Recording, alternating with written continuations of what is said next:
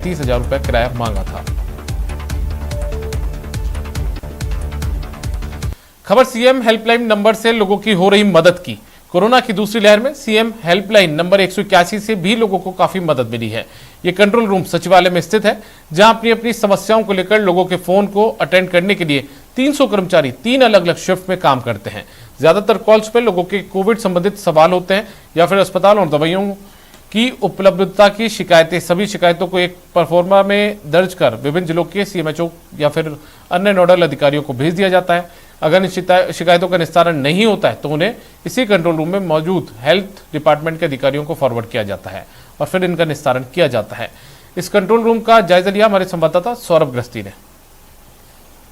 Corona काल के दौरान एक वक्त ऐसा आया था जब प्रदेश में हाहाकार मच गया था। लोगों को बेड्स की जरूरत थी, आईसीयू की जरूरत थी, ऑक्सीजन की जरूरत थी और इंजेक्शन की भी जरूरत पड़ रही थी। और उस वक्त 181 सीएम हेल्पलाइन नंबर ने हजारों लोगों की मदद की है। इस वक्त हम स्टेट कंट्रोल रूम में ही हैं और यहाँ पर देख सकते हैं बड़ी संख्या में जो ये कंप्यूटर ऑपरेटर काम कर रहे हैं। दरअसल ये लोगों की समस्याओं को सुन रहे हैं। प्रदेश भर के अलग अलग हिस्सों से आने वाली समस्याओं को यहाँ पर सुना जा रहा है और उसका तुरंत निस्तारण किस प्रकार से हो, इसकी कोशिश जो है वो यहाँ पर हो रही है। और इस अप्रैल और मई के महीने में हजारों शिकायतें यहाँ पर पहुंची है और उसका निस्तारण भी हुआ है। इस हेल्पलाइन नंबर के स्टेट कंट्रोल रूम के इंचार्ज साहब हमारे साथ मौजूद हैं। सर, किस प्रकार की यहाँ पर शिकायतें आपके पास पहुंची थी और किस प्रकार से निस्तारण किया गया है? 2020 से ये कंट्रोल रूम माननीय मुख्यमंत्री महोदय के निर्देशानुसार व्यवस्था में है। इसके अंदर जो फर्स्ट फेज था उसके अंदर करीब हमने 3 लाख से ऊपर हमारी ग्रीवांसेस आई थी और उसमें जो मेन जो उस टाइम पर जो ग्रीवांसेस थी, क्योंकि वो माइग्रेशन ऑफ लेबर और कई समस्याएं थी, तो उस टाइम पर शॉर्टेज ऑफ फूड जो था उसकी मेन समस्या थी। और उस टाइम पर ये था कि कोई कोरोना सस्पेक्ट्स बाहर से आ जाता था तो उसके बारे में सूचना देते थे पड़ोसी, तो वो एक मेजर इशू था। और जो कोई विदेश से आया है तो उसके बारे में था, तो उस टाइम पर और एंट्री पासेस से रिलेटेड वो उस तरह की उस टाइम थी।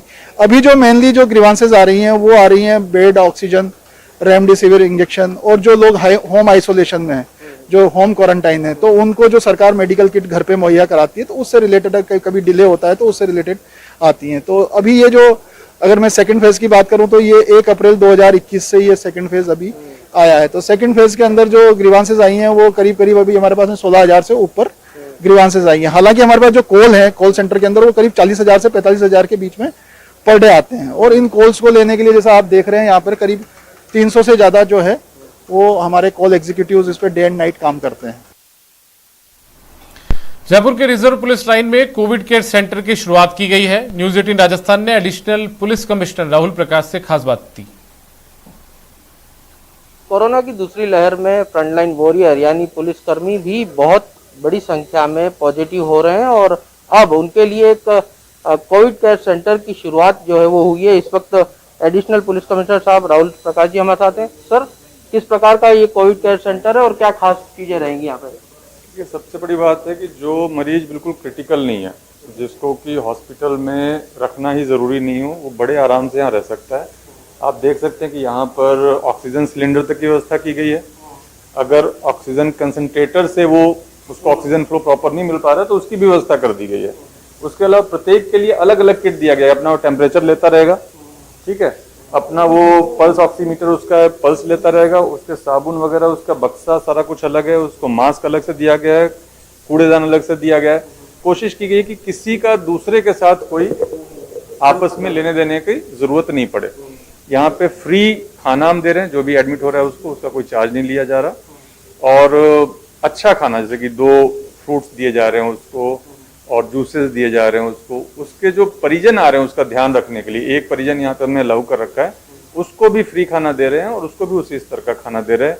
जो अंडे खाता है उसको अंडे भी दे रहे हैं, जिससे कि उनकी जो भी प्रोटीन की आवश्यकता है वो पूरी रहे। कितने बेड का है और पुरुष और महिला पुलिसकर्मियों के लिए अलग अलग व्यवस्था की? टोटल 30 बेड के लिए पुरुष की व्यवस्था की गई है और 10 बेड के लिए महिला कर्मियों की व्यवस्था की गई है। शुरू में जब 1 महीने पहले हमने शुरू किया था तो केवल एक ही हमारे पास था, तो वहाँ पे ही दोनों का ही था। लेकिन ये बात लग रही थी कि एक साथ रखना उचित भी नहीं होगा और थोड़ा मुश्किल भी पैदा कर सकता है, तो ये दूसरी व्यवस्था शुरू की गई जिसमें महिला कार्मिकों को हम लोग रखें। इस दौरान चालान को लेकर किस प्रकार की स्थिति देखने को मिली? जिस प्रकार से आपने कहा कि आप लोगों को भी बहुत दुख होता है क्योंकि लोगों के जिस प्रकार से चालान करने पड़ते हैं, फिर भी उसके बावजूद लोग जो है वो बड़ी संख्या में बाहर निकलते हैं।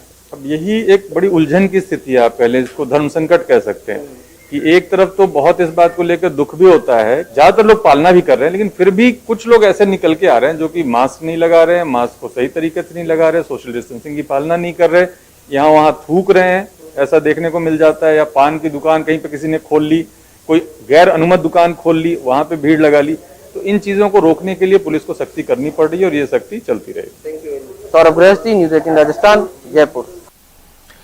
उदयपुर एसीबी ने चित्तौड़गढ़ में बड़ी कार्रवाई की है।